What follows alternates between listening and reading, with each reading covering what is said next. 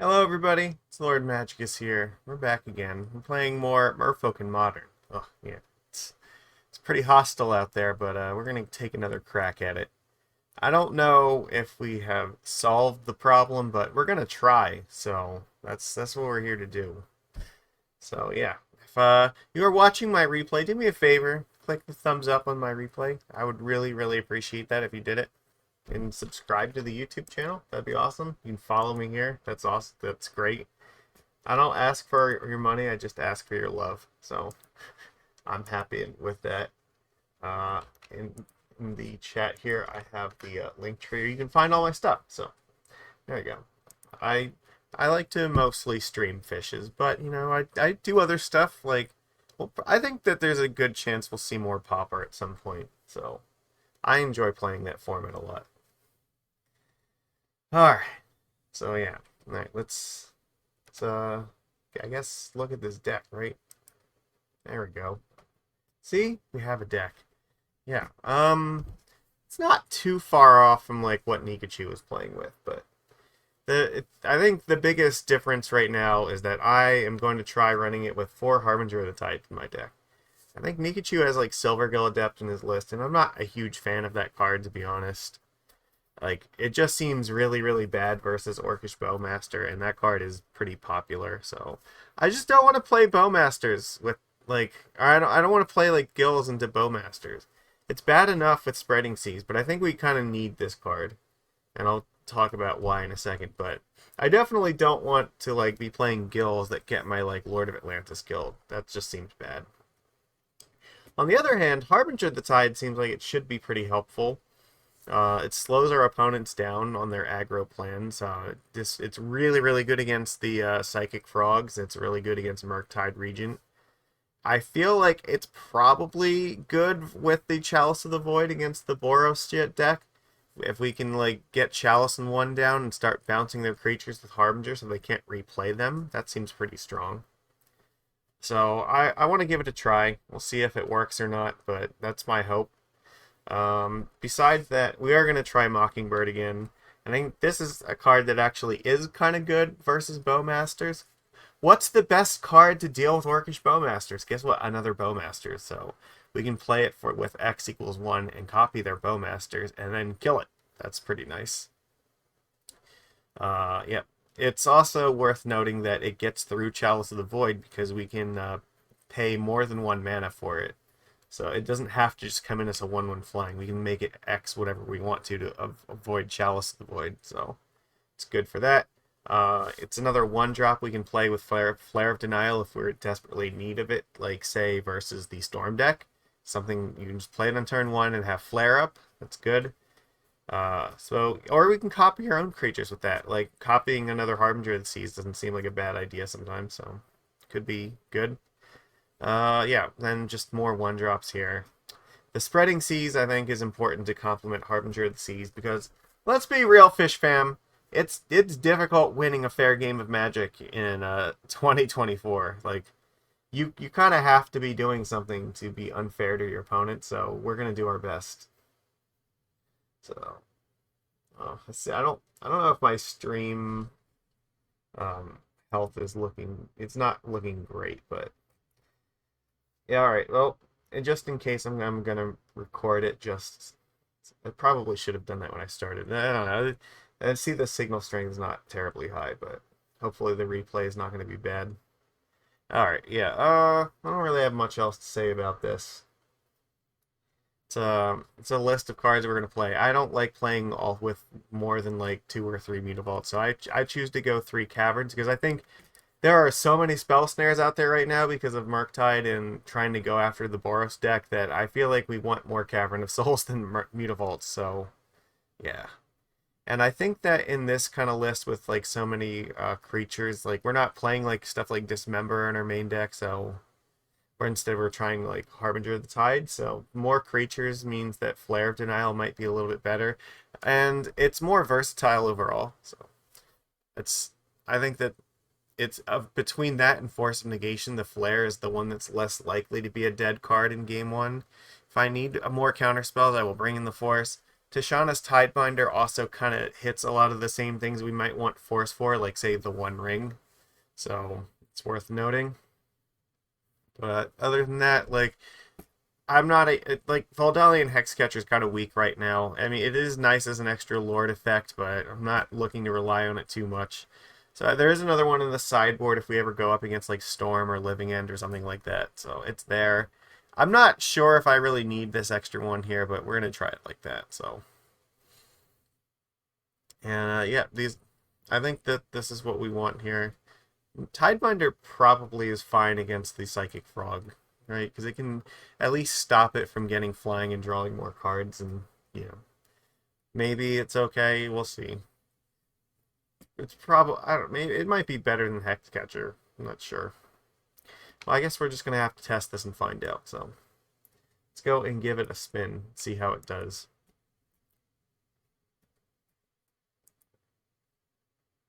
There we go. Modern League, let's go.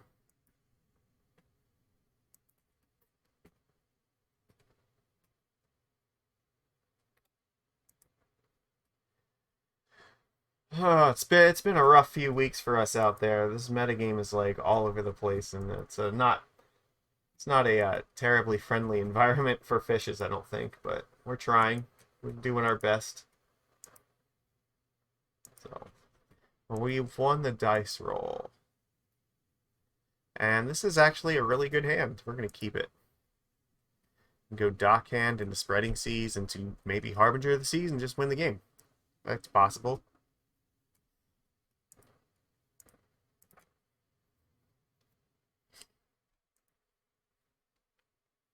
It is almost guaranteed as long as if they like just pass to us with any, or I guess if they don't like play a fetch and just not use it right away, we're almost definitely casting the Spreading Seas. Yeah, like I that is something I'm happy to seize here.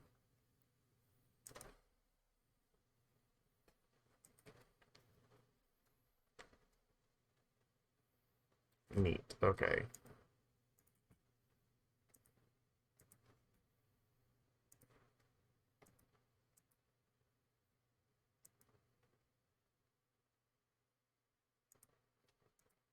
They might like they might have a spell snare for this. Spell snare has been a little bit more popular lately, so interesting. Floating white mana for what?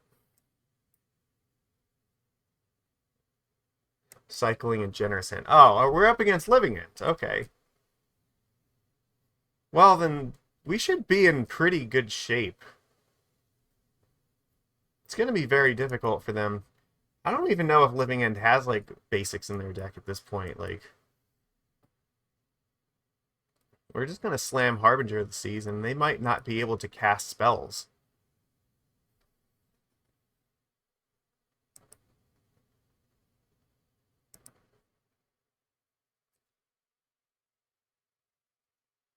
That's also very good here. Okay.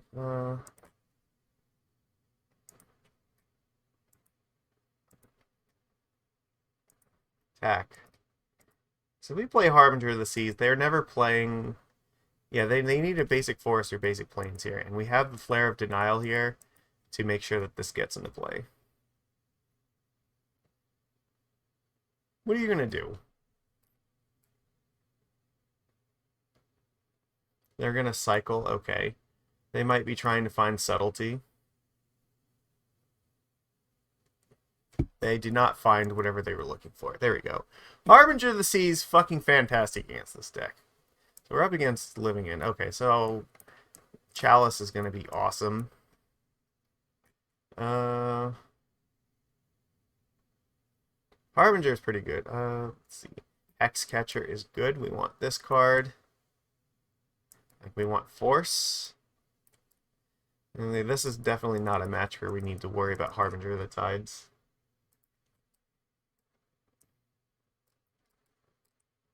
Like, we should have a very, very powerful game against this. Like, it's hard to imagine that we would lose this. This has got to be one of our best matches at this point. Yeah, Spreading Seas can come out. Right, that makes sense. Oh yeah, Tishana's Tidebinder is another card that just like dunks on them, so we can have this card. We don't really need the Mockingbirds either.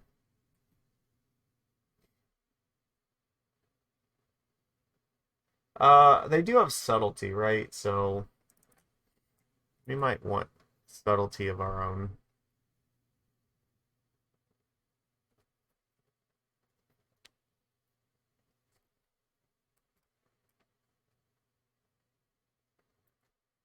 I mean, yeah, it's gotta be hard for them to actually do anything.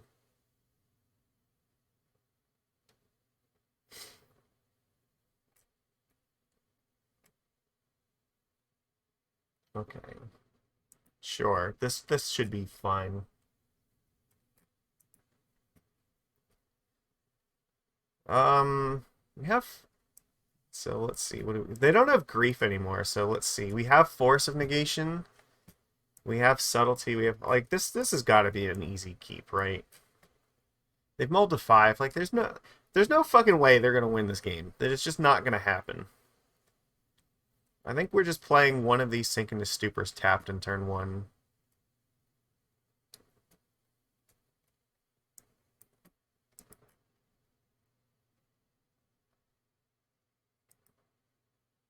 I do have this. Let's go, Hobo Beard. Like, I feel really good about this match. Okay. Yeah, we'll play this tapped. Like, the Sink into Stupor is also a card that is fucking great against them because it basically just counters Living End. You just bounce it back to their hand and it doesn't do anything. We have, like, our deck is almost entirely cards that just beat Living End at this point.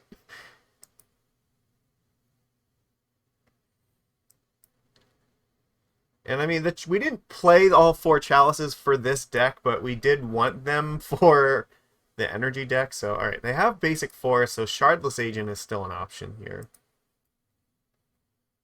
Okay. Merfolk. They probably do have something like Mystical Dispute, so it is worth making sure that we have creatures here. I guess. Do they? I don't think they play any Merfolk, right? But I don't know. I'm just in case. Like if they just Shardless off here, I can just force it. It's fine.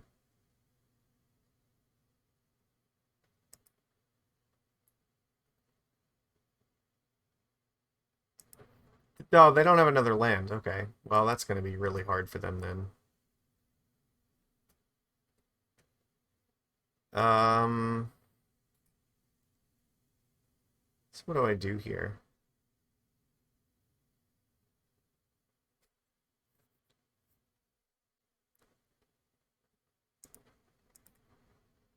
See if they counter this. I don't think they would.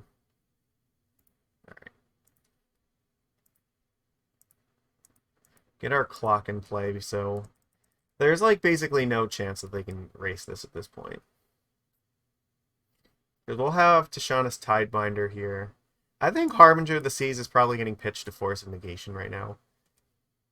Okay, this is totally irrelevant to me. Like, I don't care about this at all.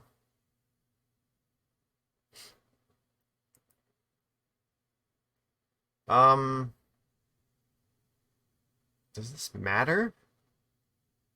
Sure, I guess I can leave it on top. It doesn't really make any difference. Like, we're still hitting them for 4 a turn, so... They have 3 cards here. Like, again, if they draw a land in Shardless, it's not going to actually do anything, so...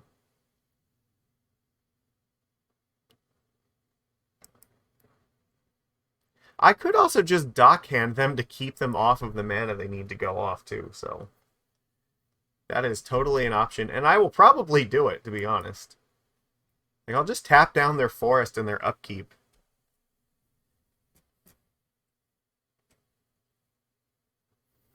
They got rid of Ardent Plea, okay, so... But it doesn't seem like they found a land, or they would have used it already.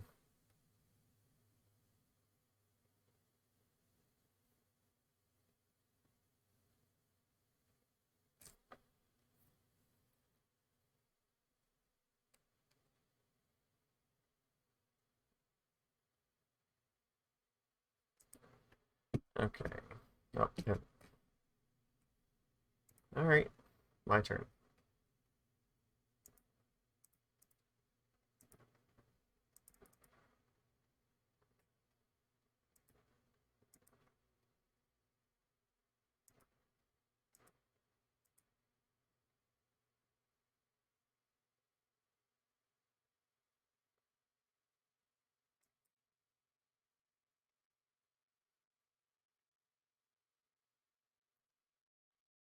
Oh, that might have been me. Alright, because, yeah, that's okay.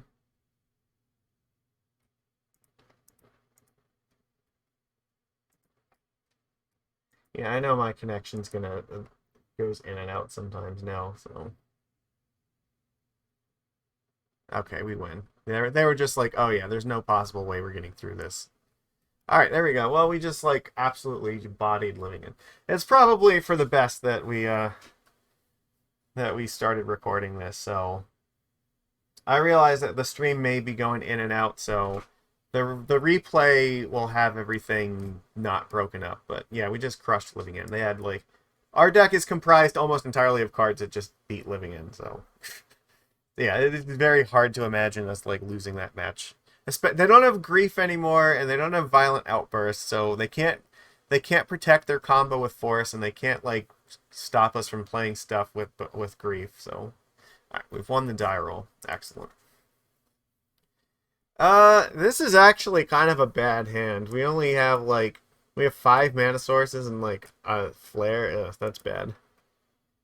This is better.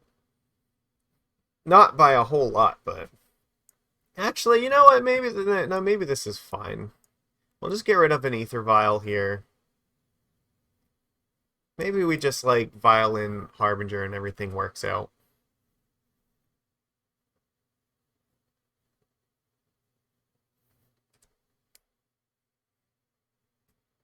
We'll just get rid of this.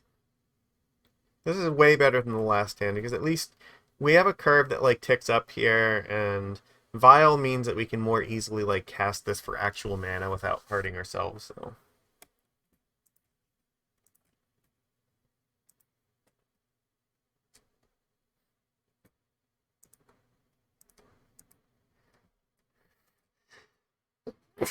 Ugh. All right, let's go. Let's see what we're up against here. Minamo. Oh god, we're up against the Mirror.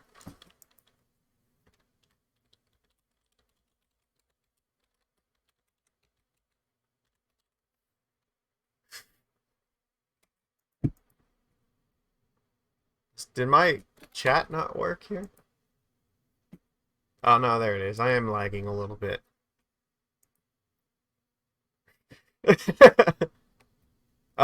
In that case, playing Lord of Atlantis is a really bad idea. We are definitely not gonna do that. I'd love to pay the 3 life here. I'm gonna play the Tideshaper and give them an island just because I can. So I think we might be up against the Mirror right now. But it's worth noting, if this is the Mirror match, you do not want to play Lord of Atlantis. Like, not until like you're about to end the game, so it's super, super danger. Yep. Glasspool Mimic, okay, that's fine.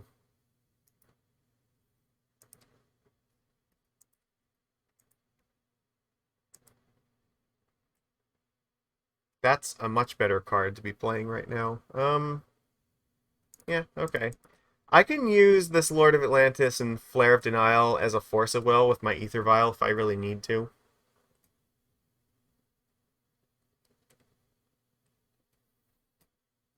Okay, so they're gonna Vial something, and they might be doing this to flare my Master.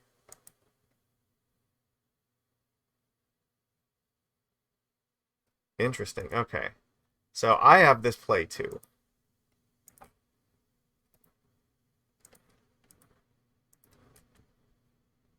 I would like to keep my Master. Master is a huge card in this match.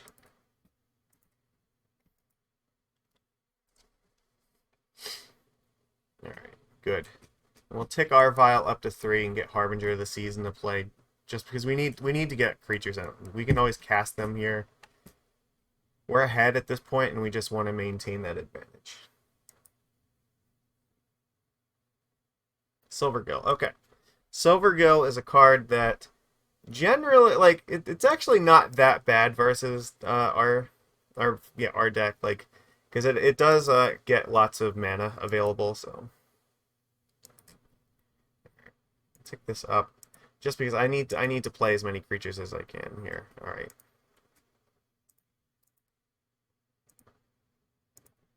All right. Islands walk our way to victory.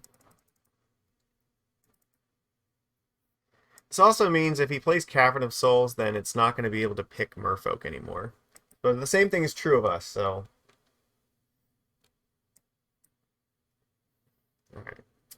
We got to be worried about stuff like Svelun here. Dismember is also a possible thing that could happen. Okay, so we don't have no Dismember, that's good. This is so an island right now. All our lands are very islands. Every land in play is a super island. Yeah, we have a 3/3 that can block. That's great, so it's fine. We are not going to take this up anymore. That's fine. We don't actually need to play that at the moment.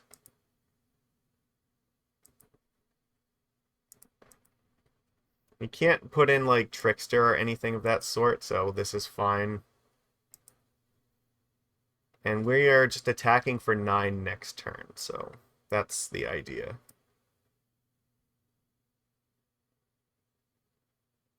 You know, I've assumed he's ticked Vial up to put Svelun in play, but maybe not. I'm unsure why this is ticked up so much. Okay, we win. Alright, well, against Merfolk, the counter spells are very bad, so we don't want those. Spreading Seas are also just abysmal. Let's see. And creatures are good. Hexcatcher, Tidebinder, Subtlety is fine, I guess. And Dismember is also fine. Anything that's, like, also not great. The Mockingbird can also cast, or can copy their lords. That's worth noting. Harbinger is actually a pretty big trick for us too. I think I don't need like that many subtleties. I think like the subtleties are better than these cards, but I don't think it's better than the rest of these. So I think I'm okay like this. The mirror match.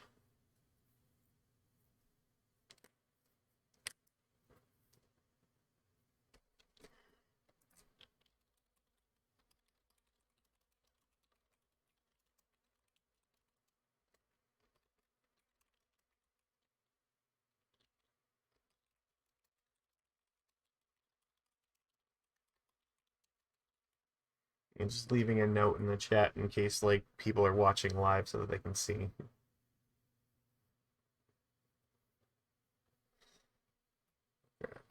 Seems like we're okay for the moment. We should have a pretty decent advantage here. Harbinger is a really awesome trick one too.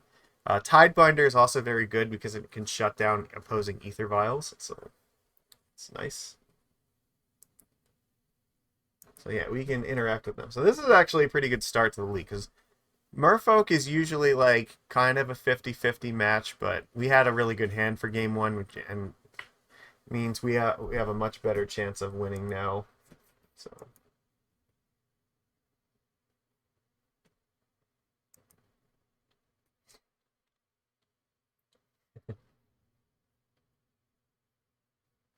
All right. So our deck is submitted. We're waiting for the opponent to figure out what they're doing.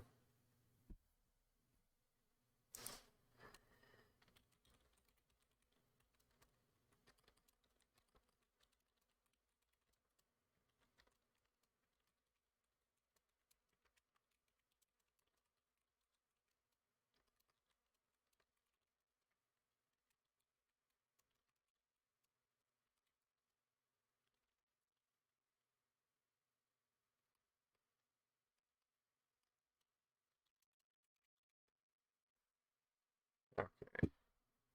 Let's see. This is actually, so this is kind of a risky hand. The problem is we have to pay 3 life for all of our lands here. I'm not sure that we want to be doing that. They've mulled to 6. I think I am not comfortable with paying 6 life in order just to play lands.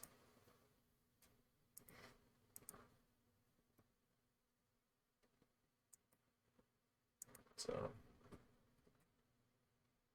okay, let's see. I think that this is probably fine, right? What do we throw back here? Maybe we just throw Island back. We have the Vial. The Mockingbird kind of wants us to. I think we keep this. The Mockingbird is probably the card we're going to play last, so we might dismember like a Lord if they play one. We have some time to draw another land, so Mistcaller. Okay, Mistcaller can be used to stop a critical activation of Vial, so just keep that in mind. That's pretty good. That gives us something to do next turn with this Aether Vial. I can also Violin Dockhand and then Mockingbird and copy my own Dockhand if I want.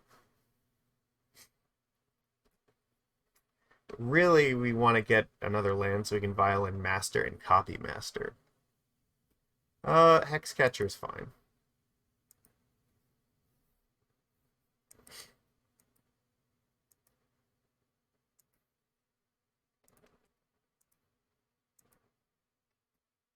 That's pretty good. Okay. I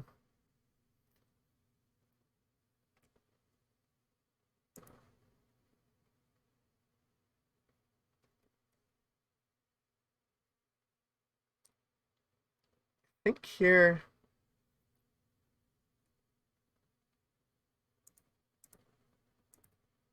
We'll play Master. That's unlikely that they can do anything. Like, the best thing they could do is like a Subtlety. Alright.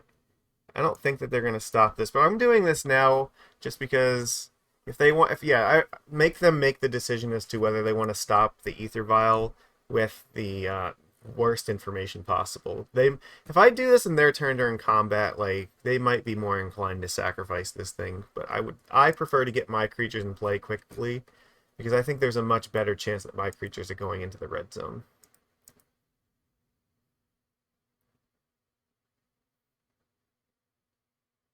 Yeah, I did take the damage from that because there was definitely a chance they could just flash in another Hexcatcher and I would not have been able to stop it. So they have 2 cards left in hand.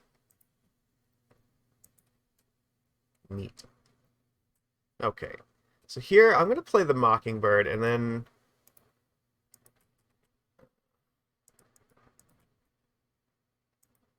I'm going to copy the Master of the Pearl Trident. And if they try to like dismember it, I can Stern Scolding. Okay, activate Vial. They might get rid of the Mistcaller here. Okay.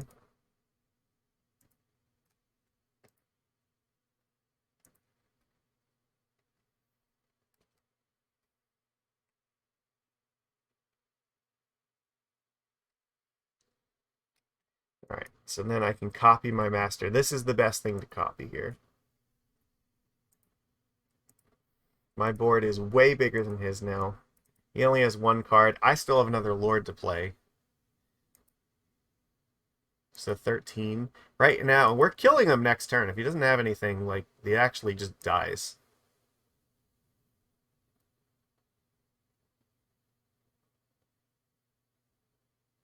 Alright, we win. Alright.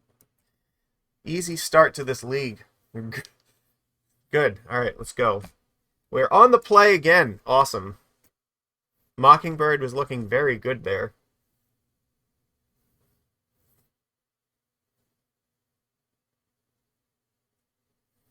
Okay, opponent is showing Gigantha, which means that let's see. Is it Tron or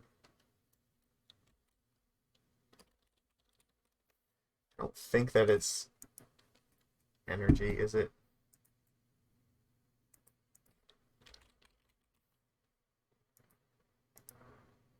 Oh, it could actually be Storm, right?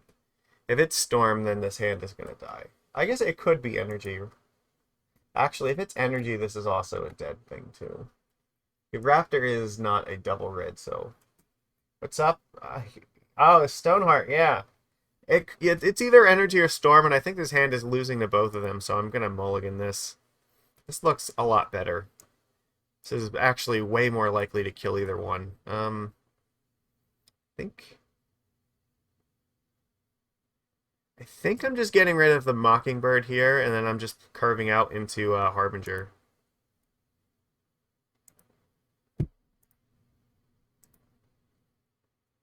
Energy is the most played, yeah. It's most likely energy. Like, the best thing that we can do is just hope that our curving, like, is good enough, so... Like, I think keeping Dockhand with 2 Lords in hands just makes more sense at the moment, so... Hexcatcher goes away. Theater means this is probably Mardu energy, if I had to take a wild guess.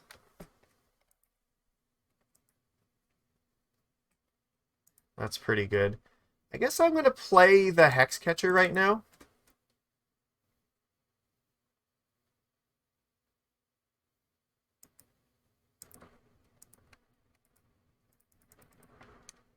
Then hopefully I can just play Harbinger of the Seas next turn, and that will just lock them out of the game. The other thing is playing Hexcatcher now makes it more likely I can protect Harbinger from whatever nonsense they do. Okay, please, Greed, Search. Don't get the basic. Oh, they got the basic Mountain, okay. Orcish Bowmasters, oh, that's rough. Alright, well... Let's just hope that this works, because we don't really have an alternative to it working. Or do we? Actually, we... Fuck, okay. I'm gonna take another 1 damage if I do this, but... They know what's up. Okay, so... Let's see. I can Spreading Seas this thing now. If I play the Harbinger now and they have, like, a Bolt or a Galvanic, a Blast, right, then this thing's just gonna die. I could, like, if I Spreading Seas this now, that's gonna be a 2-2 and we're gonna take a damage, but... That might be what we have to do. I could also take 3 damage and just tap down one of their lands next turn, so I can make it so they can't do anything. Yeah, I agree. I think that Seas is the way to go here. Because if this thing actually sticks, our chance of winning is way higher, so... Alright. Alright, and then I'm going to tap down their Theater next turn to try to, like, hurt them. Alright, you have to decide what you're doing right now. Do you want to cast spells this turn or not? Because if they just play, like, another land tap... Okay, so they don't do that, so... They might not... Okay, so they have a basic plane. Alright, so they could have Static Prison. But most of their removal is red. I think at this point we probably just stick Harbinger here.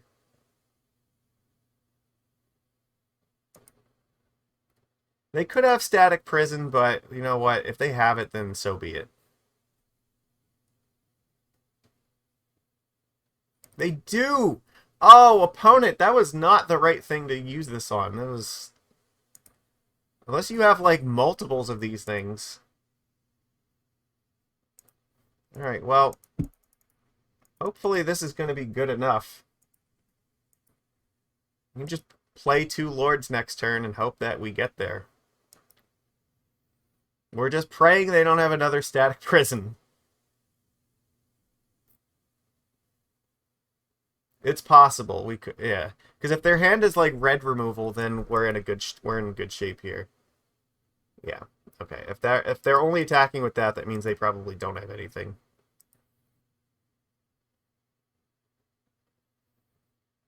Like they could play a Guide of Souls. Okay, they just put Gigantha in hand. Sure. This is a good sign for us.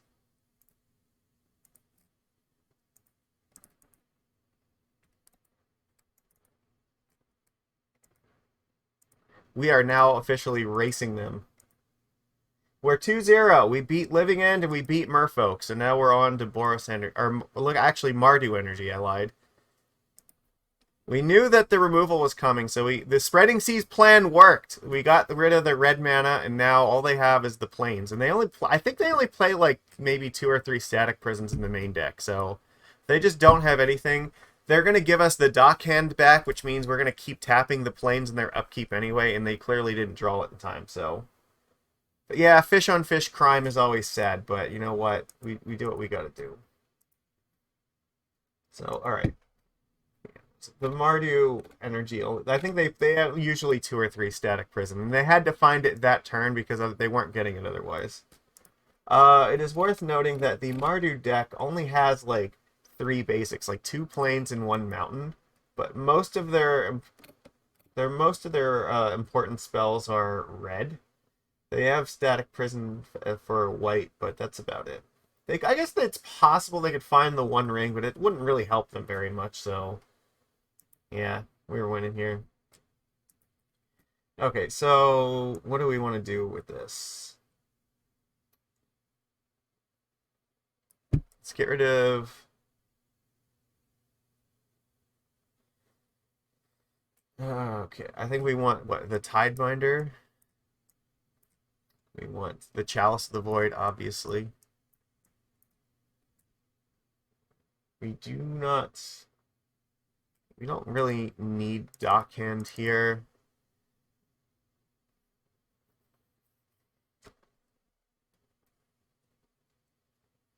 Actually, the Hexcatchers are not very good. And I think we can get rid of this birdie. We're going to keep Harbinger of the Tides, and yeah, we have Chalice here. We have Flare of Denials. It's also possible that maybe we're supposed to have Force of Negation here. I could bring in 2 forces and take out like 2 Lord of Atlantis. That actually makes sense to me.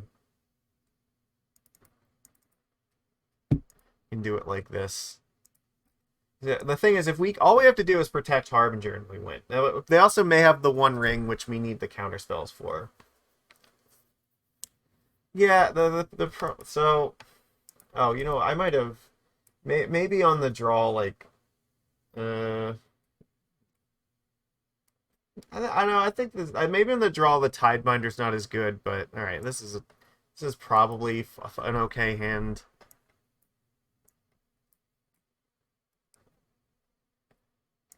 This is a hand that like gets infinitely better if we find our Harbinger.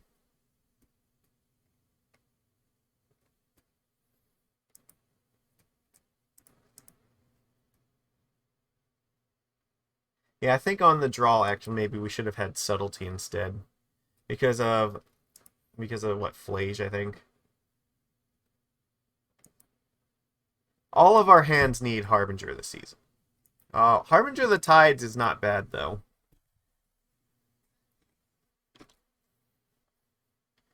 Chalice of the Void would also be welcome. They probably don't have a lot of 1-drops in this hand, because they would have definitely played something here if they did. But I'm still fine with turning off all of their removal with Chalice, because that makes it that much more likely Harbinger sticks. See, they're going to get the basic plains. I know they are. Actually, they'll probably get the mountain first, right? Yeah, okay. And I might... how do I gotta think about, like, Tide Shapering this thing. Where? Do I actually care about that?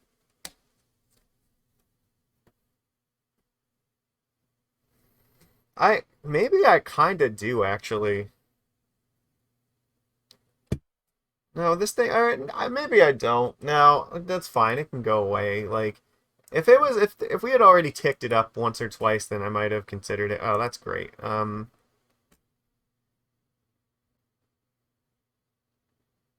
Do I Tide Shaper them first, or do I Chalice first? Actually, I kind of feel like I Chalice first, because then I can just, like, keep Tide Shaper to pitch to Force of Negation, but, like, it's not going to matter what they play then, will it? I think we're just going Chalice. Yeah, and, yeah, the Tide Shaper can be fed to Force. Yeah. Now removal is, like, offline, so... Flage is definitely a thing that could, like, come down and hurt us, but, you know, if that's the case, then so be it. Yeah, okay, sure.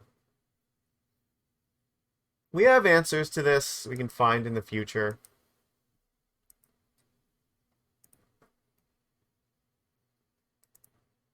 Play a master and pass.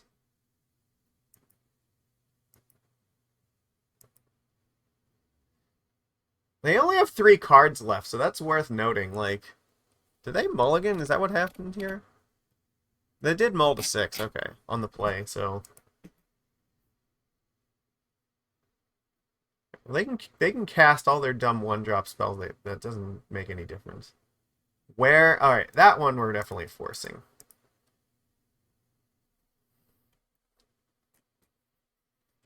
And it's not going to their graveyard to fuel Flage here, so. Static Prison is going to get countered by Chalice. I do have to be careful because this thing can come back. So it would be really nice if we had like Flare of Denial because they're getting close to the point where that can come back. All right. So here's the other thing right now. If I attack into this, they will definitely block so they have the 5th card in their graveyard for this. I think that I actually want to get I want to not attack now so that I can get another master in play. And if they can't put another card in the graveyard at the moment, like if they just draw like another Blood Crypt or something, or like another, yeah, then they may not be able to do this here because they only have 4 cards. So, all right, if I need them to like miss in this.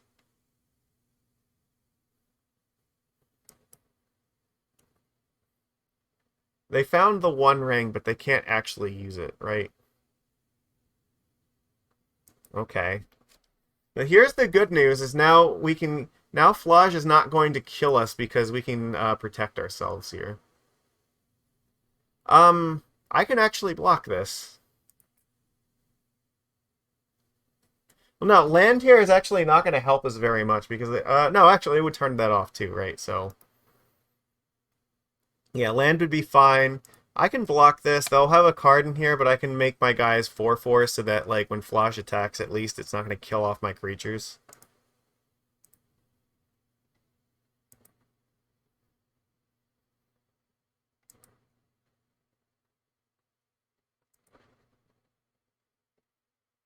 This is fine. Mutavault seems good. Alright, well, it means basically that they can't bring this back, right? Because cool. Attacking is not really an option for them, and we don't need to do anything right now. I think that we probably have them. Yeah, I agree. Like, the best thing they can do is, like, flip Ajani, but I don't have to actually, like, do anything to let them do that.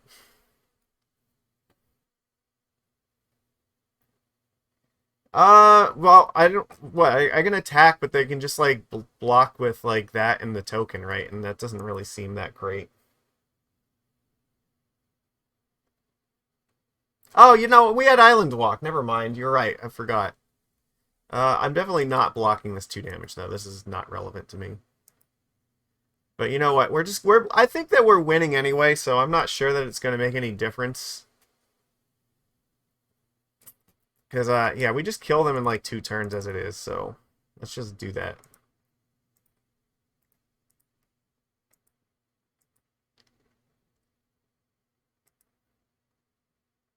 Yeah, like, not attacking is not going to, like, hurt our cause right now, because I don't think there's any way they can, like, bail themselves out here. Alright, we win. Look at that! Chalice actually did something. Harbinger of the Seas did something. Spreading Seas definitely did something, so. Yeah, that was good. Yeah, I'm just trying to think, like. Yeah, there's not really a reason not to attack, but I guess our position was so overwhelming that it didn't change the clock at all, so. Yeah, it's fine. But yeah, well, this is good. We're 3-0! Look at this.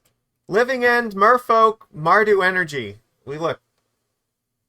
Chalice and Ponza. Look, that's what I've been saying. I don't think that we're ever beating this deck in a fair game of Magic. So, as far as I'm concerned, we're not playing fair Magic anymore. We should be playing only unfair Magic. Hold on a second. I'll show you the list here.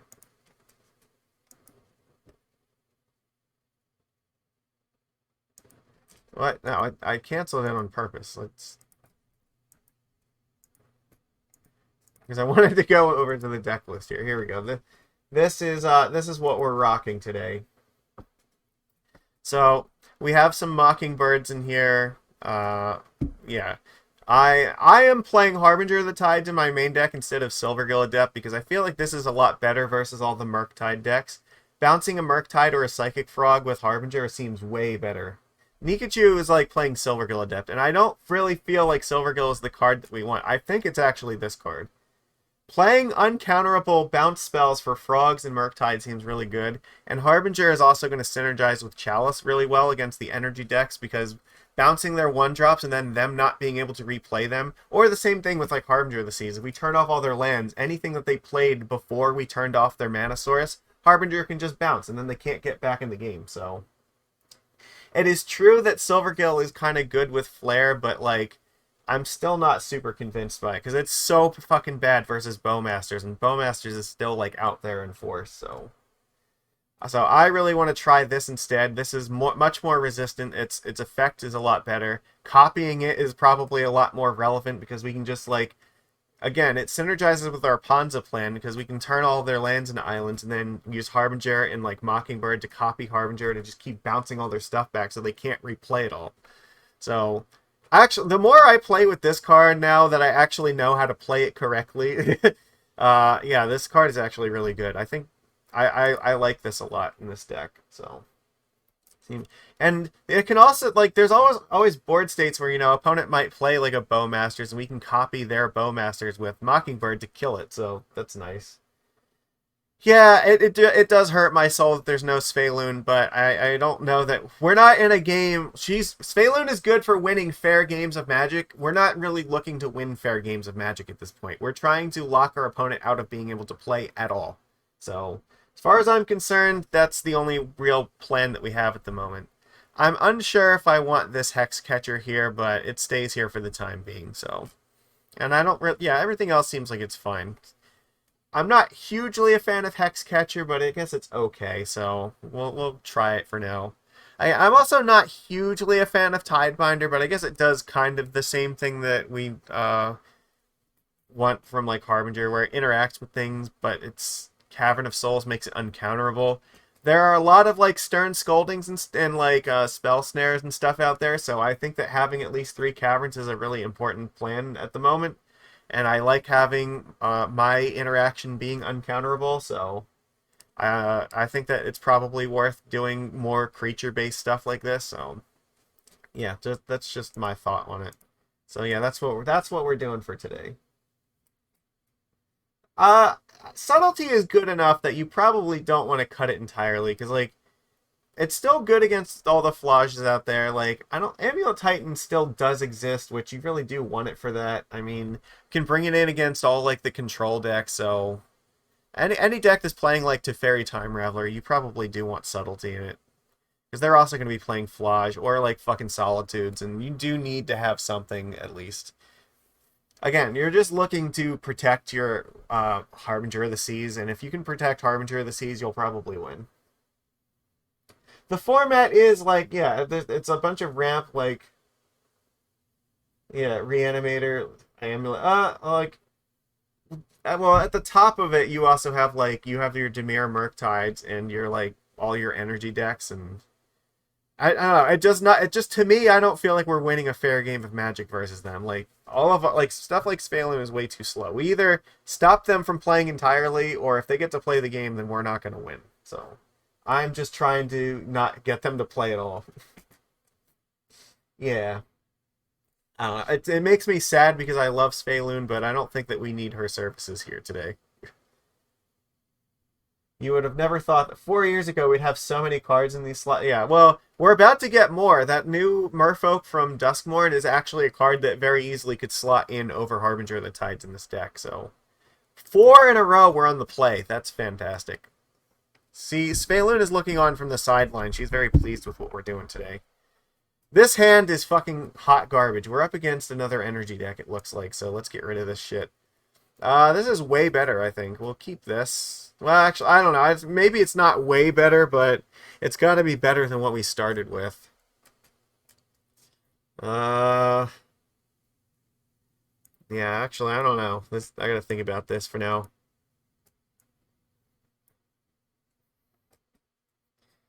Yeah, we're gonna have more stuff in Lorwyn, so. Well, I mean, I think we probably need to keep these 3 cards. So I think I'm looking at either Sink into Stupor or maybe like one of these lands. If this is Boros energy, then we don't really need the Cavern of Souls. We could send Sink though, because like, I don't want to bolt myself either. I guess I think we're just getting rid of Sink. Alright, that's fine. Player Aether Vial. And we'll just Spreading Seas whatever their first land is.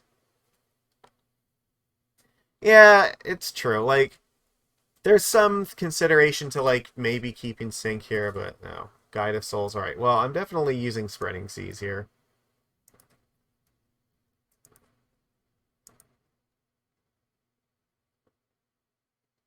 The plains is what we'd want to hit with this thing anyway, so there's no reason not to just seize this right now.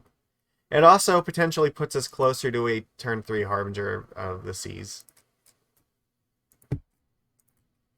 It might find us a 1-drop to Vial in so that we have Flare of Denial online. So many ways this goes right for us. Okay, well, we have the land, so if we top deck Harbinger, then we're in business.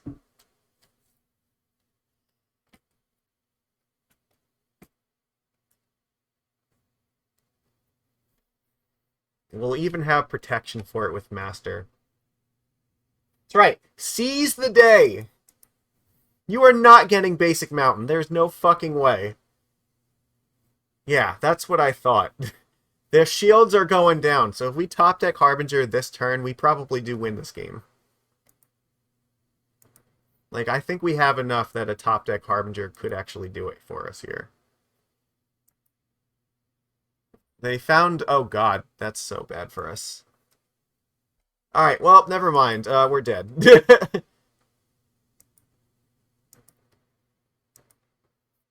That's so bad.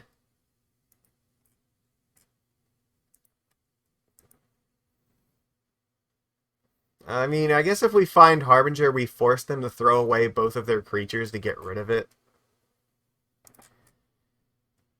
Actually, no, right? We can just keep them from casting any more creatures. I can put in Master here, and then they can't get rid of it. Okay, I like this plan.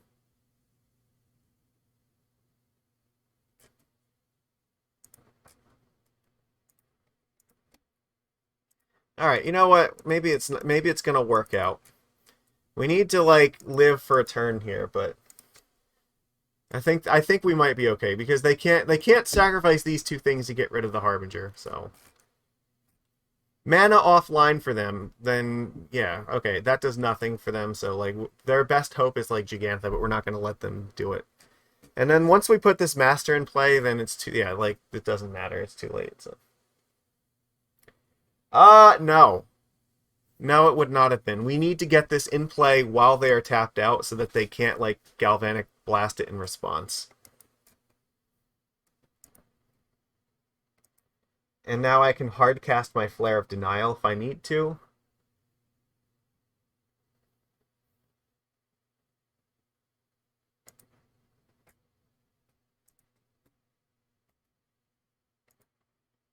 Great. We have Island Walk, we're just killing them. We attack them, yeah, we win. Look at this! Svaloon is looking out for us from the fucking corner. Like, yeah, we had exactly what we needed to defeat that incredible start. There is no way we were ever beating that if in a fair game. No, we would get absolutely destroyed. But, no, look, we're trying to beat them as unfairly as possible.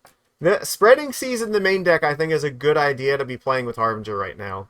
Because now we have our 12 seas effects main deck, and it does it doesn't matter. We're just turning off their basics and then slamming Harbinger, ideally with flare backup, and then we're winning.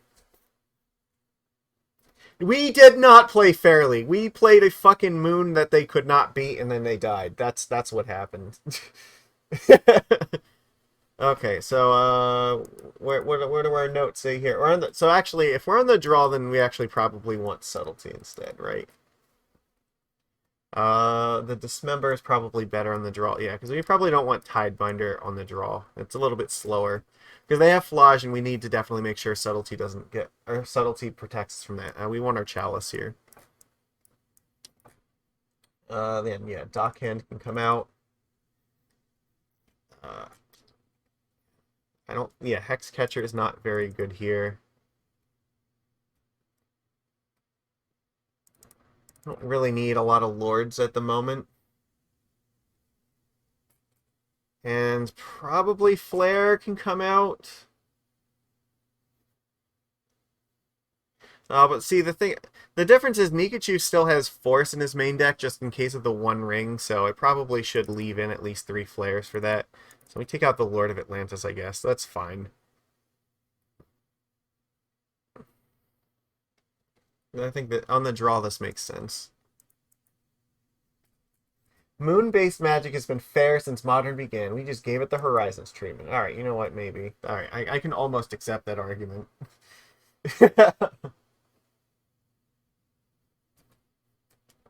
Okay, yeah, we're definitely keeping this. This is fantastic.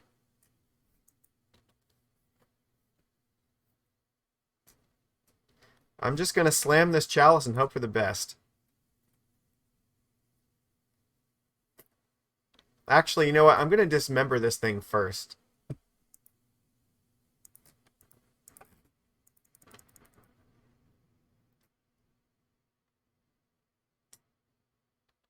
I'm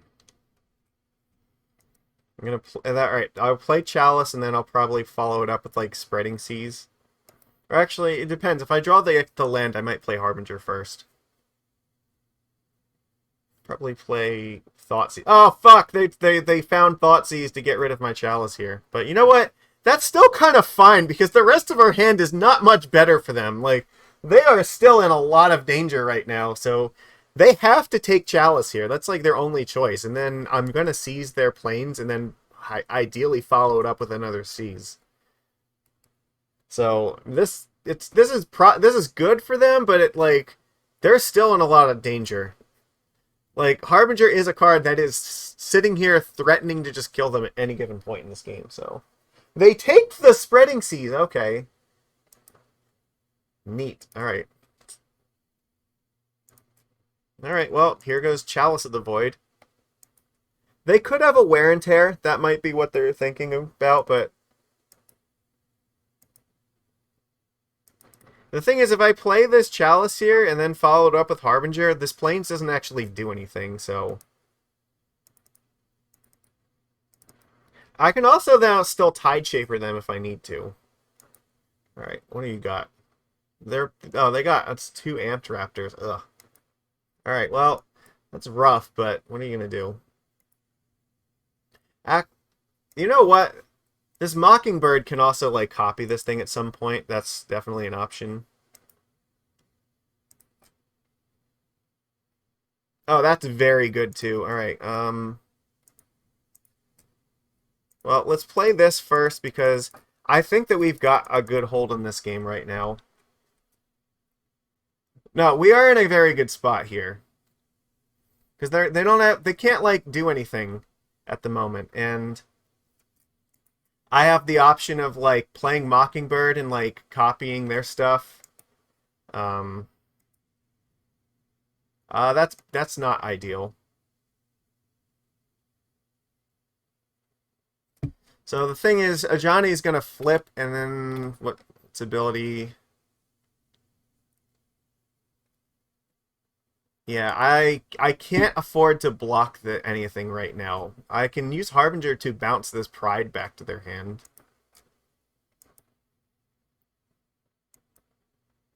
I need to draw like another Dismember to get rid of this Ajani.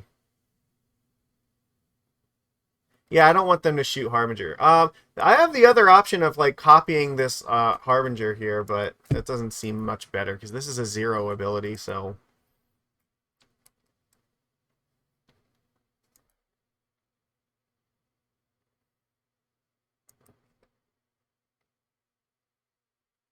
That's very good, actually. Okay.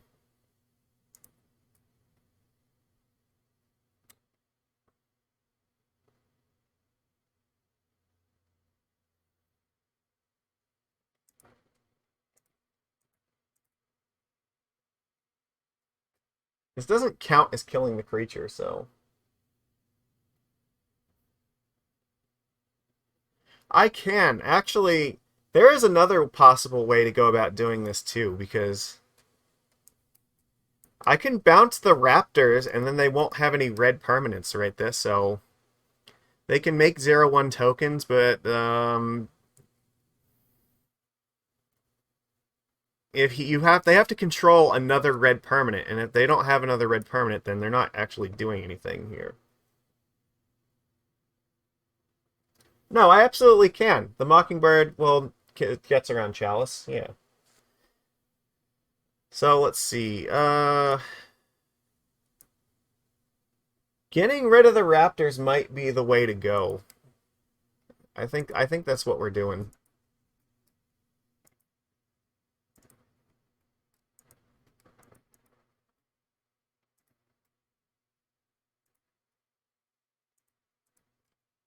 Because now, again, if they want to attack with their tokens, they're just going to start dying, so this gives us a chance to start doing something here.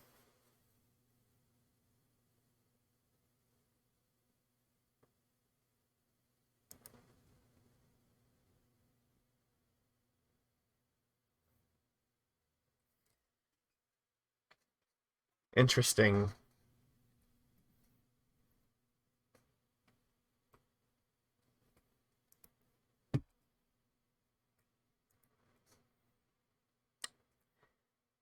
They can. I don't actually have to do anything right now, though. I could. Well, I guess I have to be careful, right? Because there's a lot of ways this can go wrong still. This is gonna get them another token, so I might need to block this. He can lord the cats. That's true. If I block this, he'll have 3 blockers, but I might also be able to kill him. I don't know. He's gonna +2. He's gonna go to 5. I think that I'm just supposed to kill this one.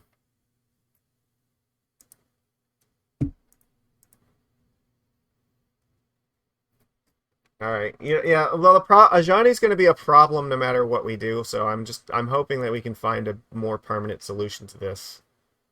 We're going to need some help from our deck, but if we can draw like an Island Walk Lord, then we might be in better position.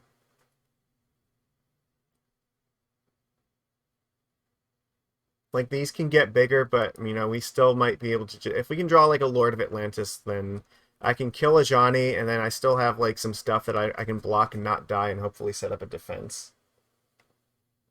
So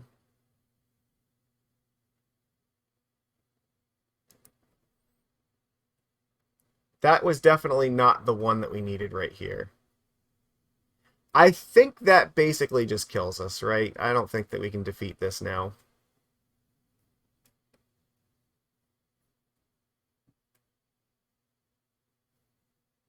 I can put it on 2, but it like stops me from casting spells, and also they're just going to kill us with what's on the board right now. Like it doesn't actually do anything useful to play it in 2. Problem is that they're just gonna tick up all these things, and they're gonna attack, and I have to block so I don't die. Like I have to at bare minimum block this, and then I'm gonna lose like 2 creatures. I'm actually just like straight up dead from this position. So we needed to draw the Island Walk Lord to have a good chance here. All right. Well, we're gonna be on the play this time, which means that the Tidebinder should be a little bit better. What else do we say on the play?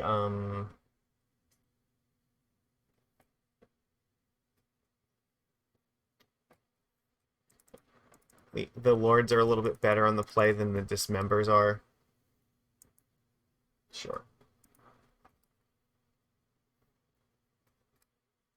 All right. Yep.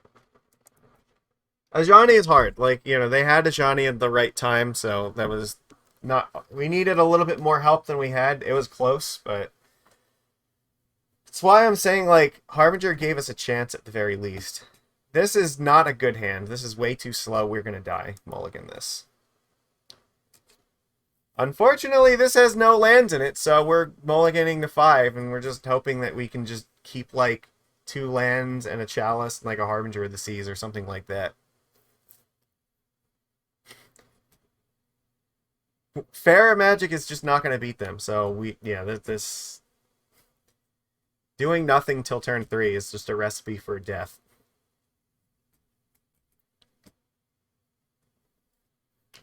We need something proactive against them, not reactive. So Tidebinder's not, like, terribly good for the beginning of the game.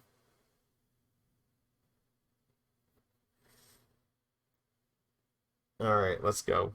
Opponent's really struggling on this 7 or not. They have kept all 7, we have to mulligan again. This is my fucking life right now. We're going to 4, I guess. We just are not... We have mulligan to 4 and we still can't find a land? Are you kidding me? Sure, I guess we're... This is my fucking life. There's only one way that this is gonna work.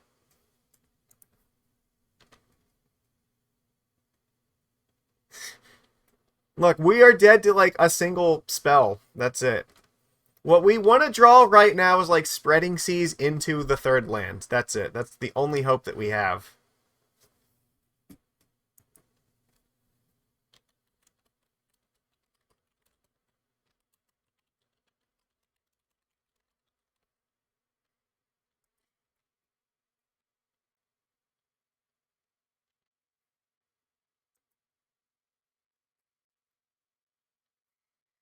Alright, well, whatever.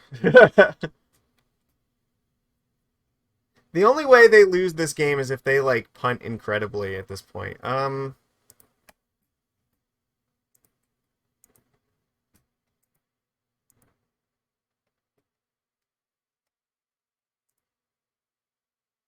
I guess we're having an Ocelot ride right now.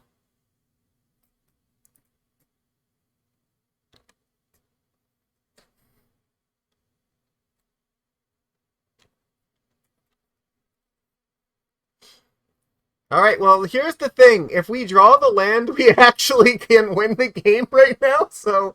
Never mind, they have the Ajani. Alright, we're fucked. We're doomed.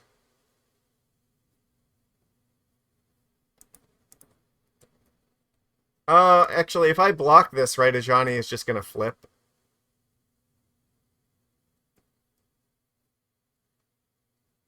I can't block this.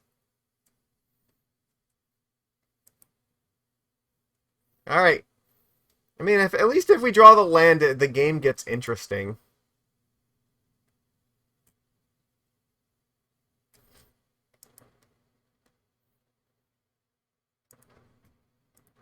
I'm gonna just get a bunch of cat tokens, I guess.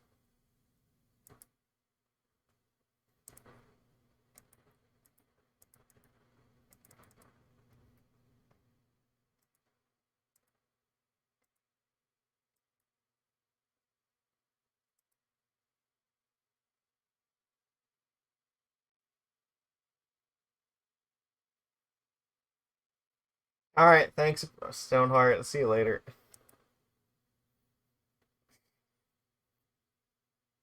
I think we had, like, a legitimate chance. Like, if this had sequenced, like, land into Harbinger of the Tides or something like that, then it could have gotten there.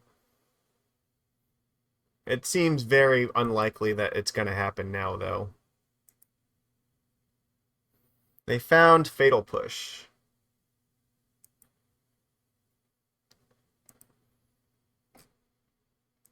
Yep. They have Ocelot Pride. I don't think we can. Yeah, I think we're just toast here. Again, Ajani like is such a fucking brutal card for us here because there's nothing we can like do about it at the moment. And they have such a big board now that yeah, like all right, this game is lost. I wish I could say that like that was like a good game, but it wasn't. Like it it's we mulliganed to 3 because we failed to find like a land in something like 20 cards. Yeah. Yeah, Pyroclasm is like really good, just I don't know. Alright, well, you know, we gave it our best there. Look, the fact that our plan like even despite the fact that we mulled to 3, our plan still almost worked. Like I think that still says a fair bit about like there was like yeah, there's no way that we're winning without that, so we got to just try our best, right? This hand is fucking great. We're going to keep this. This is really good. Cool. We're on the draw for this one, but we'll see. Like the opponent does not reveal a companion, so it could be anything here. We almost kind of want to see them play something like Ragavan, or I don't know. I don't know. Almost everything is fine here. I'm probably just playing this Mockingbird just in case I draw like Flare of Denial. Maybe. I guess it depends what they do in turn 1, but I actually could just keep the Mockingbird back to like copy Harbinger later. That's also very reasonable. So, I don't know, we'll see. If they play a creature, then I'll probably just play the Mockingbird. But if they just play like land pass, then maybe I just won't. Darkslick Shores, that seems like that is for sure a counterspell. Oh, that's pretty good. So let me think about this. Actually, I probably don't want to play it, because if they play Psychic Frog, I definitely want to copy their frog with my bird. So this is probably the Dimir deck, right? We're probably up against Murktide.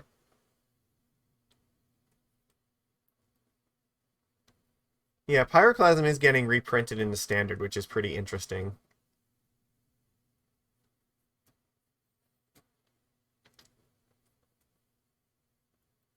There's the frog, so we're going to have our own frog, but ours already just has flying by itself, so...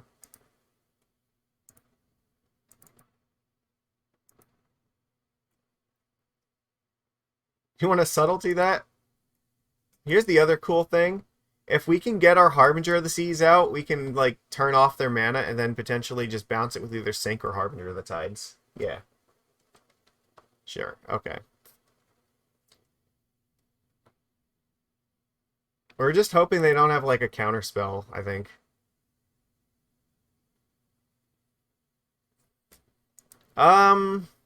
This makes me inclined to try bouncing it and playing Harbinger here, because... Okay, main deck Stern Scolding could be a thing. Actually, alright, I'm gonna actually look here. Let's see, what do we find? Like, do they play like Stern Scolding in the main deck? I feel like some of them are. I think Spell Snare is like the most common thing, it looks like. So they might not have it in the main deck. I think okay, so this might be the only chance that we get that it's safe to play this. I'm gonna do it. If we do this now, like, this might actually just win the game. They can't Fatal Push. Alright, we're good. We're golden. Last match, a chance you needed to save Mockingbird for the Amped Raptor. Maybe. I don't know. It's hard to say. I have to just take this, but we're hoping that, like, well, they probably do have Counterspell, but we can, like, start forcing them to use it, right? I'm sure they're just going to dump their hand here because of all the cards they can't use. But the goal for us now is we want to draw lands and just, like, start killing them faster than this, right? Because we have 2 answers to this. I just need... They only have 2 cards. Oh, they're dumping everything? Oh, they're fucked. they're fucked, right? Like, we just play Harbinger, we beat them. There is no fucking way that it could possibly be correct for them to just discard every card. No, they do play Stern Scolding, but I think mostly in the sideboard, so I don't think we have to worry about it game 1. If this was game 2, then it might have been a serious consideration there. Okay. I think what I'm going to do here is I'm going to play Aether Vial and see if they have, like, if they have the Counterspell, because if they have Counterspell, they might actually just use it on Vial right now.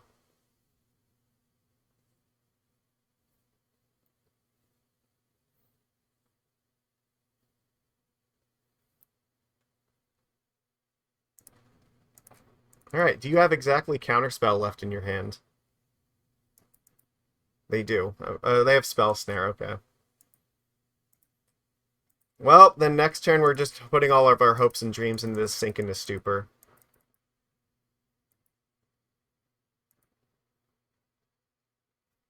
I was hoping that the card they were holding on to was Counterspell, because they might be more inclined to use it on Vial. But here, like, it seems like maybe they don't. And if their only spell here that they had was Spell Snare, then this is probably more likely to resolve. They don't. It doesn't seem like they drew a land. Oh, there's a Murktide. Oh, that's scary. That's an 8/8. Okay, well that's a problem. I think that actually just kills us. Them having Murktide is a death. I don't have any cards to discard with this. Okay, so I guess we have no choice but to throw Harbinger in front of the bus now. I can use Sink into Stupor to bounce this thing, but the problem is that the Psychic Frog is, like... What's going to happen here? No, they can actually just... They can still do this, right? They can discard all, their entire hand and then give it flying and we're dead. Yeah, we're dead here.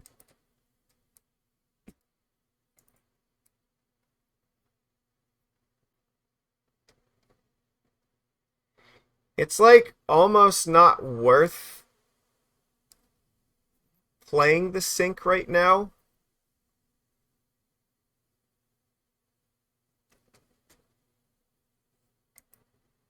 I think what I need to do is actually wait till their turn to try doing this, because I need them to get greedy. I need to, like, let them have me declare a block first, then I can try to Sink this and just hope they don't have, like, Spell Pierce. Because then we could potentially follow it up with Harbinger of the Tides.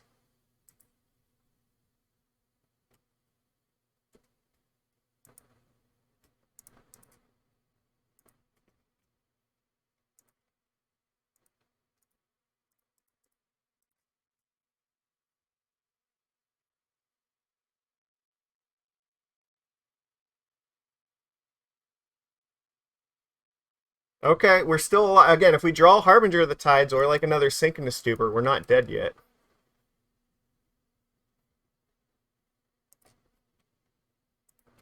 Alright, come on, Harbinger, baby. Okay, well, that might do it. Like, let's see. I guess I'm gonna go to their upkeep and try to do it.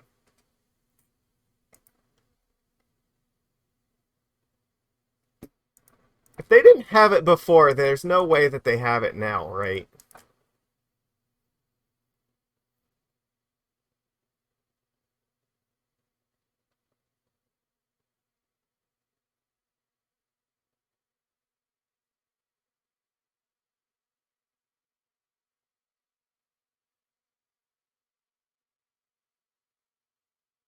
Okay, we are still in this game somehow.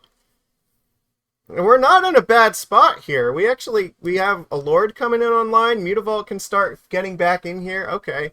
They can play this thing, but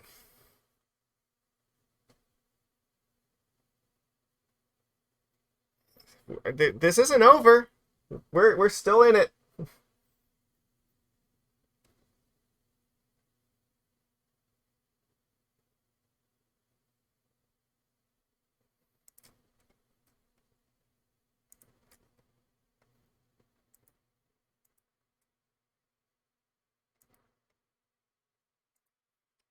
Okay. I think that we're supposed to leave this on 2, right? So that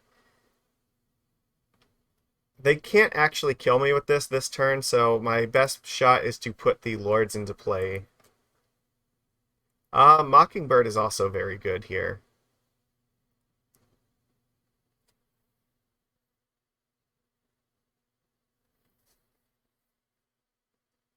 Alright, let's think about how do we want to do this. Because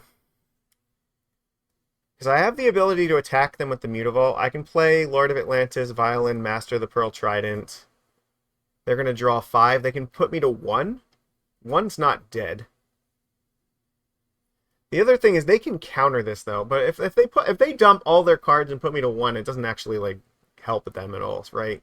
Because I'm attacking them for 8 and they're like dead the following turn, so I have to I'm forcing them to do something.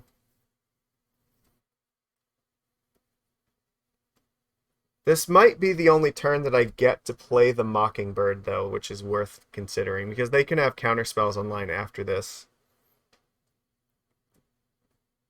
And I mean, I have the ability to just start exiling cards from my graveyard to block this thing. Or I could just copy a Lord with this. Maybe just racing them is the way to go. Oh, I see that. I think the stream reset. Okay. Putting them to 10 and then, like, what? I gotta restart Magic Online.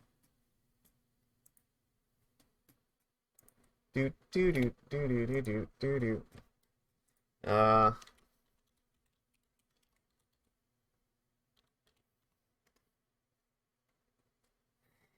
Yeah, my network dropped again, so I have to restart here.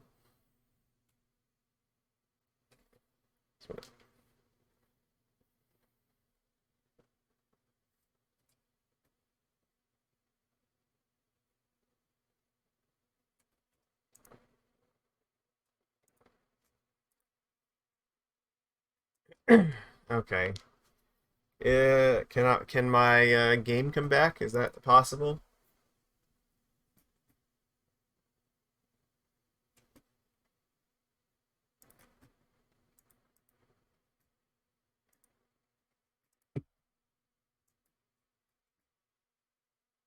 Cancel. Actually, yeah. What I can do is I can just copy this Lord here with the Mockingbird. That makes sense.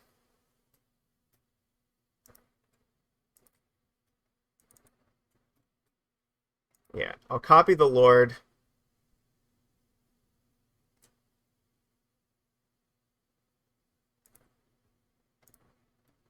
Do this because this still is flying then too. That's fine. All right. Yeah, my network took a huge shit here for a second. I think that this is the most likely way to win this game.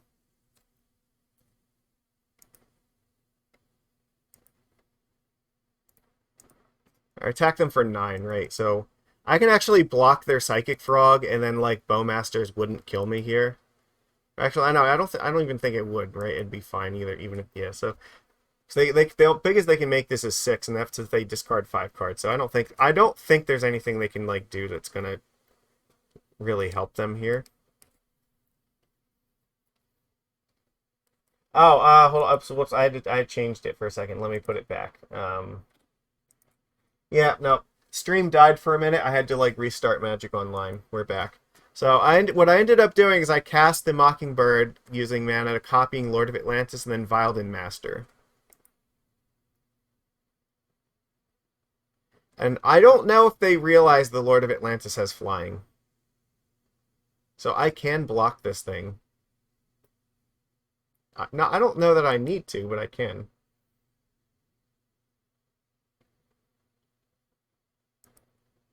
They're just discarding everything to this. I'm not sure why they're doing this. Okay, well, this is a losing position for you, opponent.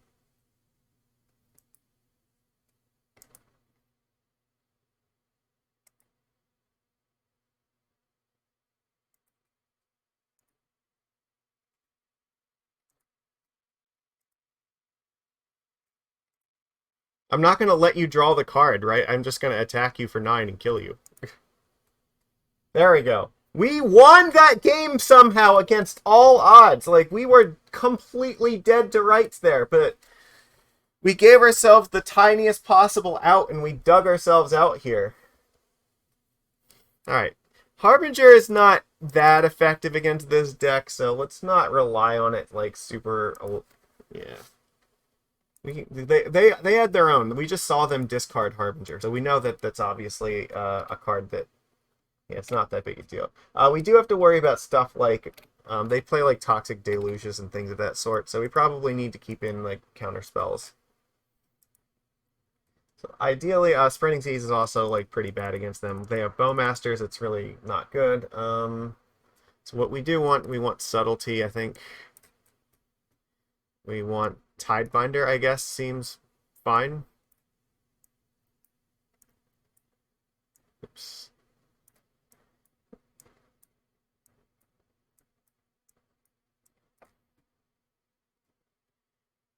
Where'd my other one go? Oh, here it is. Okay. And anything else that we want to change here? Probably if, like, the Force of Negation are better than the Hexcatchers. Yeah, just because, again, we have to worry about the sweeper, so.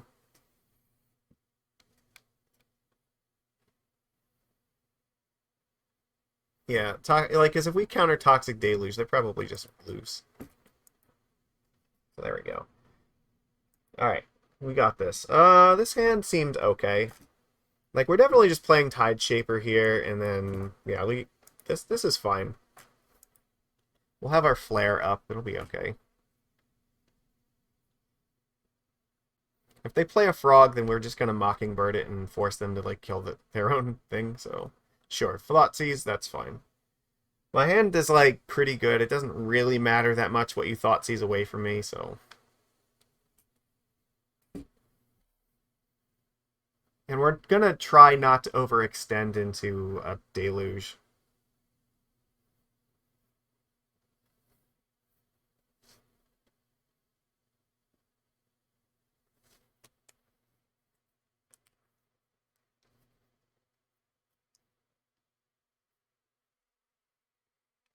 The thing is, it almost doesn't even matter what they take here, because, like, all of this is, like, roughly, like, as good as each other, so... Yeah, they take Harbinger. That makes sense. Like, if they're really relying on, like, a Frog or a Murktide to get them there, then that tracks. I'm not, like... Mana screwing them is not, like, the primary plan here, so actually just playing a bunch of, like, 2/2s for one is a lot better.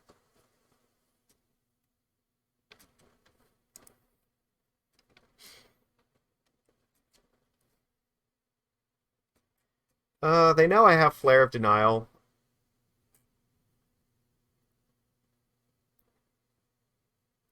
I think I just play Master here, and then I can play Mockingbird plus Master next turn, potentially. This lets me attack them for 3.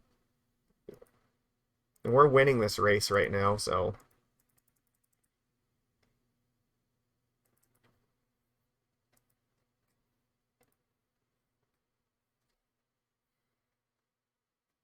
They can have some removal spells. The Thoughtseize me again. It's not great for them to be doing this to me, but it's like it is what it is, so. If they have Deluge, they might actually go and take the Flare here. They took the Master, so maybe they don't have Deluge. Nope, okay. I might just be copying their Frog at this point.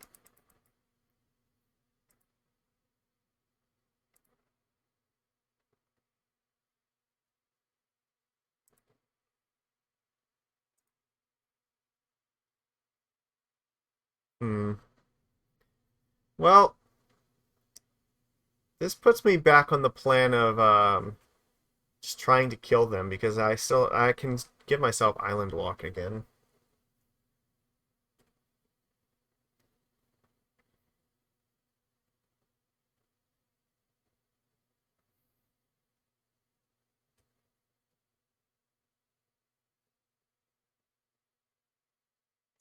I'm going to try playing the Master here. If this resolves, I'll play the Mockingbird and just copy Tide Shaper. I'm guessing what's going to happen here is they might, like, counter this thing.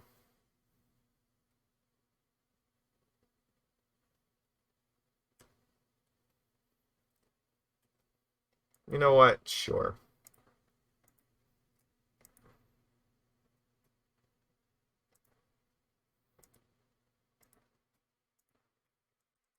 It still just puts, like, a fair bit of pressure in them. Do something. Maybe I should have played the Mockingbird first if I was going to do that. Then I could have used it to protect the Master. That might have been slightly better. I think they're dead in 2 turns either way, but... Anonymous Gifter gave a tier 1 sub out. Oh, sick. That's awesome.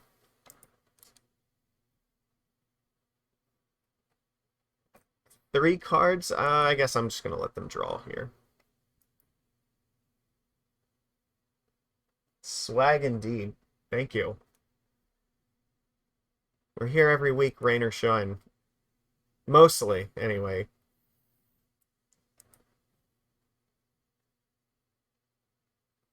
Fatal Push? Okay.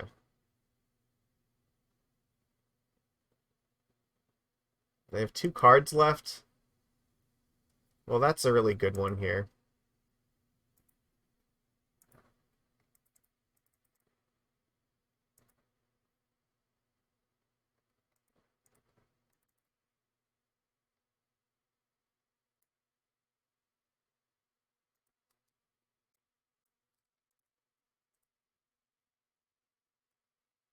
Just hope their last card is not like a Spell Pierce.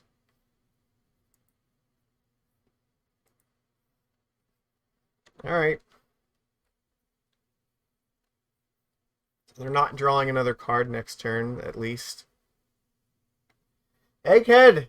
Oh my god, thanks, Egghead. The hype train is real.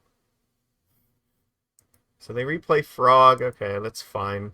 This would be a really good turn to draw another Island Walk Lord. Mutavault's okay. I guess the thing is, if the Frog attacks, like, they're in a lot of danger here, so... There's a really good chance it might not attack, because if it attacks, like, I could just draw a Lord and kill them. They're at a very low life total. I don't... The cracking that is also not a good idea. Yeah, okay. That's also really good, too. Okay, so what I might actually want to do here, activate Mutavault and then have the Glasspool Mimic copy the Mutavault.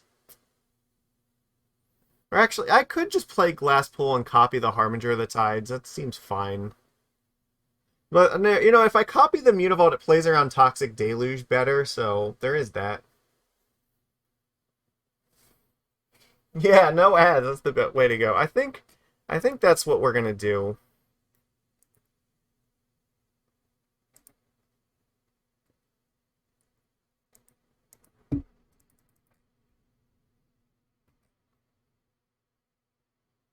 I just want to make it impossible for, like, Deluge to blow me out, because at this point, it's probably the only card that really can. So, like, again, if they use Deluge, they actually are, like, very, very dangerously dead, so... I'm not sure why they played this Bloodstained Mire. I think it would have been way better to discard it to the Frog. Because they can't crack it. Like, they're at a life total where it is super fucking dangerous to be doing that. Alright. Alright, opponent, do you have a counterspell?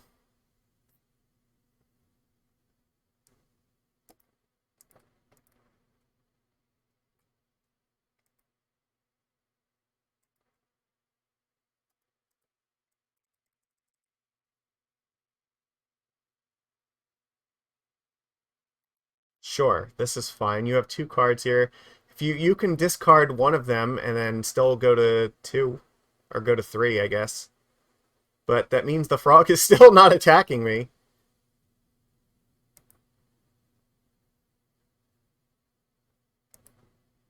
Okay, that's fine.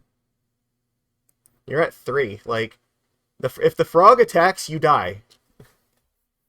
Do they have red? Probably not. Okay, they're just playing another Frog. Okay, well, that's not a good sign for them. I have 1 card left. Like, if we draw another Island Walk Lord, again, they just die. Or, like, if we draw, like, Sink into Stupor, they're in a lot of danger, too. This is such a fucking risky attack. I guess they figure if I draw the Lord, then they're dead anyway, so they may as well get a card and try to hope. Alright, well, let's see. Does it resolve?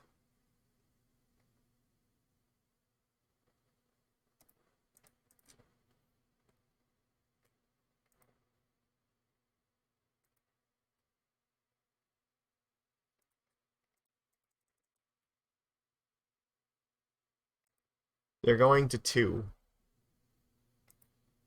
Surveilling 1. Okay, how does this help you?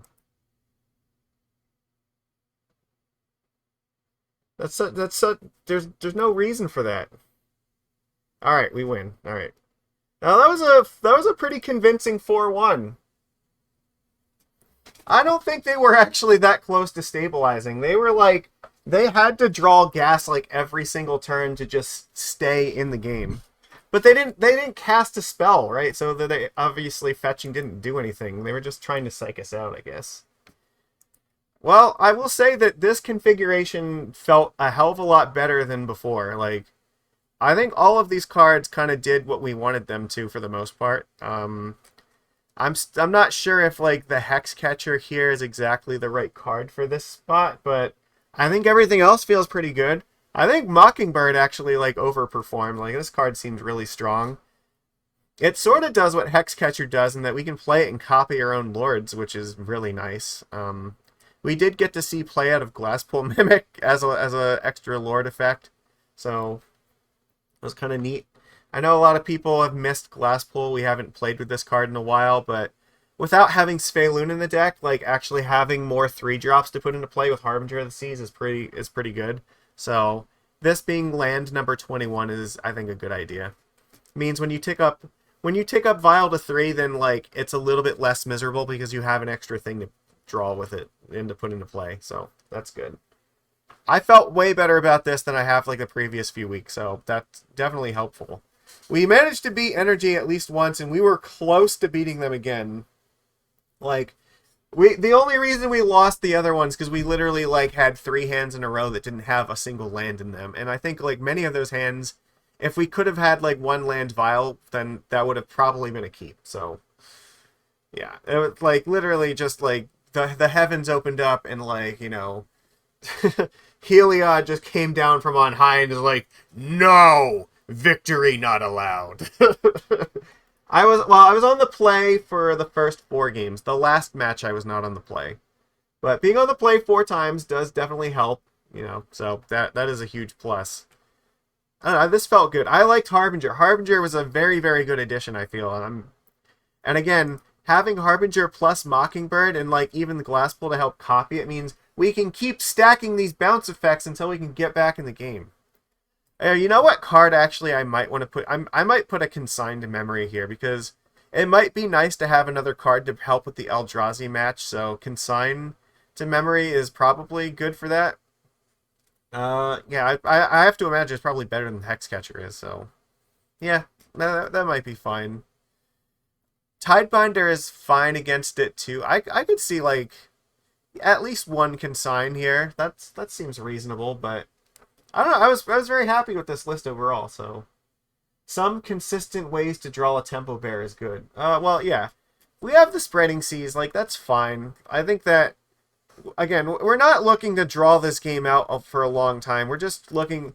Most of the time, we just want to get into a position where if we can play Harbinger of the Seas, we just win the game. And I think that, yeah.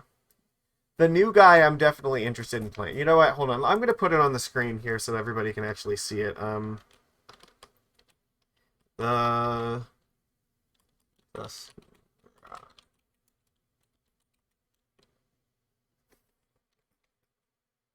Flood Pits Drowner. That's the name of this card. I'm gonna put it right here so everybody can see what we're talking about. Because I actually haven't talked about this card yet. So here we go. Flood Pit Drowner. This is our new unexpected tool that we're getting from the new set here. It is basically a Merfolk Trickster, but a little bit more powerful with 1 point of toughness instead of 2. means it's a little bit more vulnerable to Orcish Bowmasters, but on the other hand, it's like way better in every other regard. So, one, the mana cost is easier, which means if we're stuck with Mutavault in play, this is a lot easier to cast, so it's got that going for it. It has Flash, that's good, but it also has Vigilance, which means we can play on our opponent's turn, and we use it for its ability, and then it can attack on our turn, and then still block on our opponent's next turn. So we're getting in that Island Walk damage without giving up our defensive ability for it, which is great. So it's good on offense, good on defense. Its ability, when it enters, you tap a creature an opponent controls, and you put a stun counter on it. So Merfolk Trickster only taps a creature the turn that you play it. So if you do it on your opponent's turn, but when their next turn, that'll untap and they can attack with it again. Floodpit's Drowner will keep it tapped on the turn that you play it and the turn after that too. So it lasts twice as long as Merfolk Trickster does. So it's every one Flood Pit is buying you 2 turns worth of stabilizing, not just one. And then there's also its last ability here. So you can shuffle Drowner and a creature with a stun counter on it into their owner's library. So this is actually a form of hard removal for us, which is something Mono Blue almost never gets. So what we can do on our turn, on the opponent's turn, you flash this in, tap their creature down, put the stun counter on it. Then on our turn, we untap, and then we can attack with it. And then post-combat, remember it has Vigilance, so we can attack with it, and then post-combat, pay 2, and shuffle this and the creature that we stunned back into the deck. So, you can stun like a Murktide, and then attack, get some damage in, and then also just get rid of the Murktide entirely, so it goes away forever. Very, very powerful. Like I said, the only thing that makes this worse than Trickster is that it doesn't kill off like construct tokens, so like the constructs normally would just die when you target it with Trickster, but it does like tap them down for 2 turns, so it almost does the same thing in that regard. How much do I value the dress down aspect of Trickster? Not much right now, to be honest. Like, ever since Shatter the Skies was printed, Urza Saga has been at kind of an all-time low since it was first printed in Modern Horizons 2. The problem is, like, all the Urza Saga decks are struggling a lot, because, like, they're going to lose all the constructs, they lose all the artifacts they find with the saga, and they lose the sagas themselves every time that Shatter the Skies gets played. So, you know what, let's look up this card. Just so people have reference on this one. I'm sorry, not that one. I'm sorry, that's the wrong one. What's the Wrath of the Skies? That's it, right? Yeah. All right, here. So yeah, like this was a Modern Horizon 3 card. Like we've seen it a few times, but we'll talk. Yeah, this is the reason I'm not really worried about the dress down effect. It's because this exists. This is the dress down effect of Trickster is worth most of the effect of Trickster, and this is like oppressing it really hard. So because this is blowing up all the artifact creatures and enchantments so everything good about Saga like dies to this one card. So the domain decks, like, yeah, like you can kill like a Kavu with Trickster, I guess. That's fair. But that I don't really see them that much, and to be honest, like tapping them for 2 turns may as well be good enough anyway. Not only that, but like we have the ability to, like, if it is a real problem, we can still just use our Drowner to like tap it and then attack and then shuffle their guy away. That's always a possibility. So it still counts as removal for those things, and yeah, overall it just gonna do way more than this. The game, like, even if it doesn't, like, we're still not hurting because we have the ability to just, like I said, play Harbinger of the Tides with it if we want to. Like, when the new guy comes out, I might move some copies of Harbinger back to the sideboard, but I think the new guy is definitely going in the deck. Hexcatcher could move to the sideboard to make more room for the new guy, so would I want Harbinger over Trickster? I think so, probably. just because of the fact that bouncing a frog with a bunch of counters on it is just very, very powerful right now. Like, or the same thing with like Murktide. If you bounce a Murktide, like it's so devastating. And because of the configuration we're using with Chalice right now, I think that makes Harbinger a little bit more valuable too. Because then bouncing a 1-drop means that it's going to go away forever.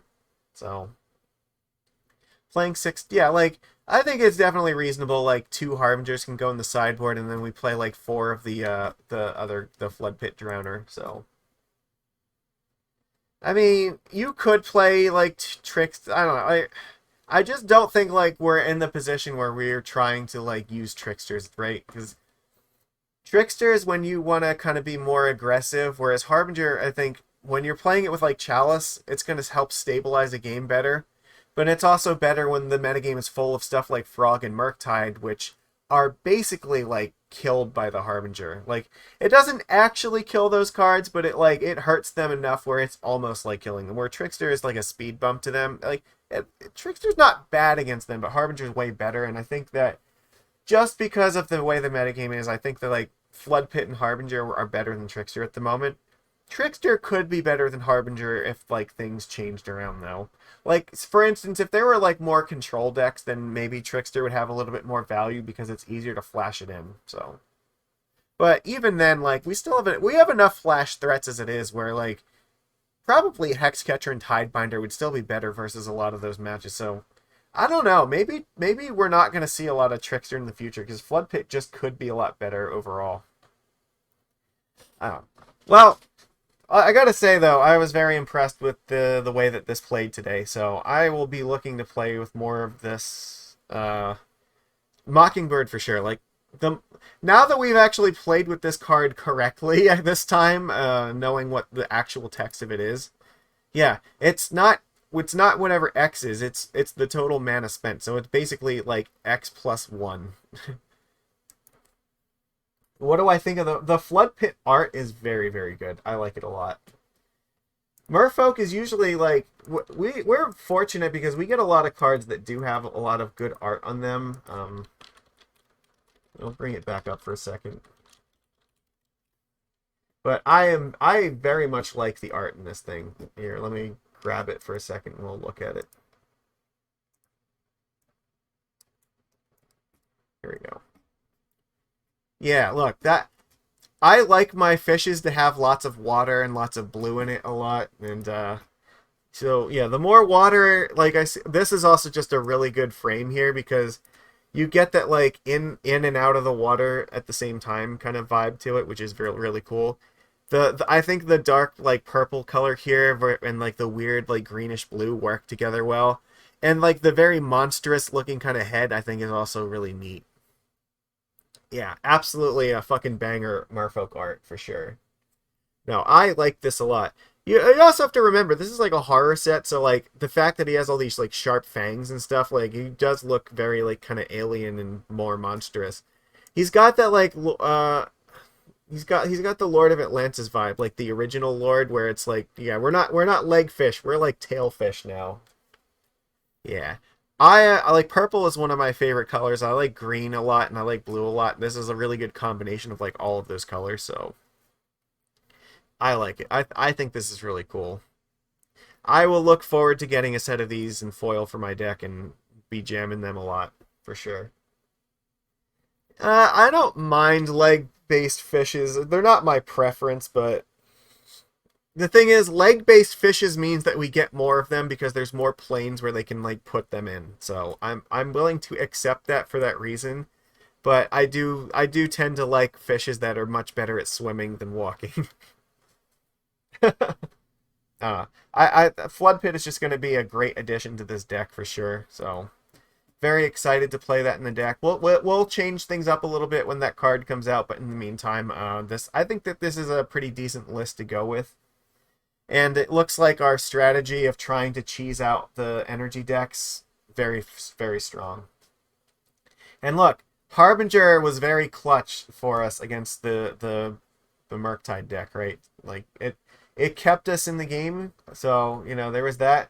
The combination of that and Sink into Stupor means we have like 8 answers in the deck. Plus we can copy that with like the Mockingbird or the Glasspool. Very, very good. Love it. Yeah, well, when you get Merfolk cards in Standard, like, especially in the era that we're in now, like, they're going to have lots of text on them, and sometimes they're just going to be really good. I was reading over some of the notes, and I think that they were very intentionally trying to design a Merfolk card that could end up in our deck.